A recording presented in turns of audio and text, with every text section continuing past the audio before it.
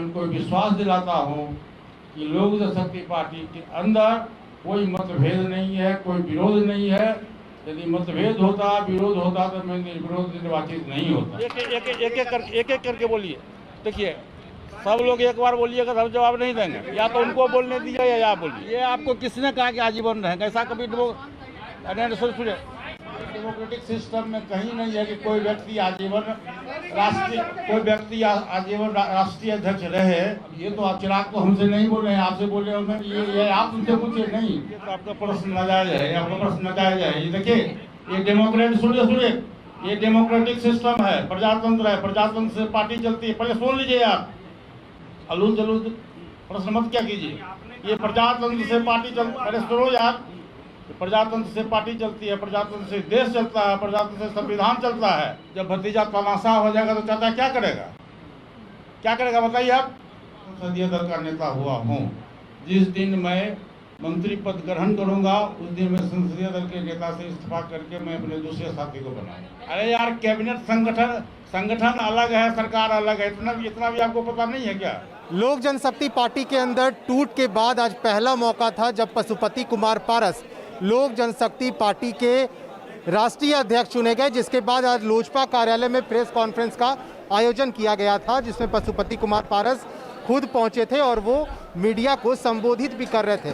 सूरजभान सिंह ने सबसे पहले ये बताया कि जो आज नामांकन हुआ जिसमें कोई उनके सामने नहीं था, जिसके कारण निर्विरोध उन्हें राष्ट्रीय अध्यक्ष चुन लिया गया। यहीं पर प्रेस कॉन्फ्रेंस चल रहा था। बता दें कि राष्ट्रीय अध्यक्ष पशुपति कुमार पारस, सूरजभान सिंह, तमाम वो सदस्य जो थे यहाँ पर मौजूद थे। लेकिन तमाम सवालों के बाद जब सवाल पूछे जाने लगे पशुपति कुमार पारस से, वो गुस्सा हो गए, नाराज़ हो गए, जिसके बाद बिना सवालों का जवाब देते हुए पशुपति कुमार पारस ने मीडिया को छोड़कर यहाँ से सीधे तौर पे वो निकल गए। देखिए, यहीं पे वो जगह है जहाँ पर अभी से कुछ देर पहले पशुपति कुमार पारस प्रेस कॉन्फ्रेंस को संबोधित कर रहे थे। मीडिया के तमाम सवाल जब उनसे पूछे जाने लगे, एक दो का जवाब उन्होंने किसी तरह दिया, फिर वो बिना सवाल का जवाब दिए ही यहाँ से निकल गए।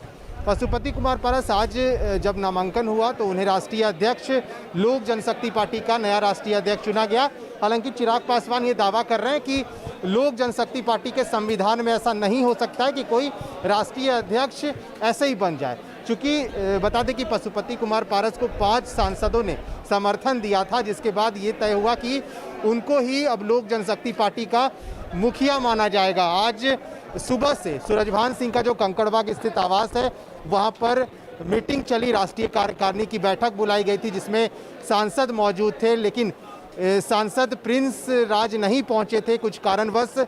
और यही सवाल मीडिया ने भी उनसे पूछा कि आखिर प्रिंस राज क्यों नहीं पहुंचे हैं, तो वो इन सवालों से बचते दिखे। लेकिन जिस तरह से प्रेस कॉन्फ्रेंस का आयोजन जब भी किया जाता है, तमाम ऐसे सवाल हैं जो मीडिया पूछती है, लेकिन उन तमाम सवालों का जवाब आपने देखा होगा कि प्रेस कॉन्फ्रेंस पे वो तमाम नेता देते हैं। लेकिन इस प्रेस कॉन्फ्रेंस थोड़ा अलग था। पशुपति कुमार पारस से जैसे ही तमाम सवाल पूछे जाने लगे, वो नाराज़ दिखे और कुछ ही सवालों का जवाब दे करके वो सीधे प्रेस कॉन्फ्रेंस को छोड़कर यहाँ से निकल जाते हैं।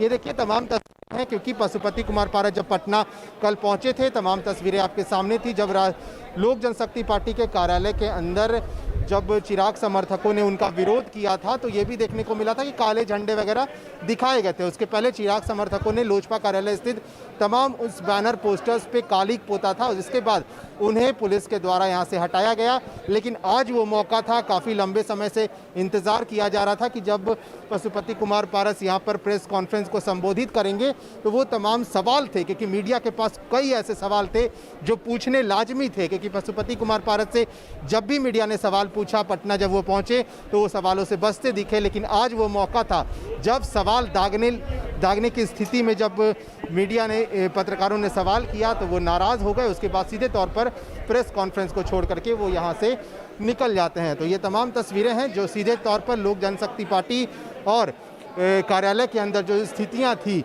चूँकि सवालों की बात हो रही है और लोक जनशक्ति पार्टी के कार्यालय में आज पहला मौका था जब राष्ट्रीय अध्यक्ष चुनने के बाद वो यहाँ पर प्रेस कॉन्फ्रेंस को संबोधित कर रहे थे। अब देखने वाली बात हुई कि आने वाले समय में पशुपति कुमार पारस इस लोक जनशक्ति पार्टी के संगठन को जो मजबूत करने का दावा कर रहे हैं वो किस तरह हो पाएगा। फिलहाल के लिए इतना ही। बने रहें आप फर्स्ट बिहार के साथ। धन्यवाद।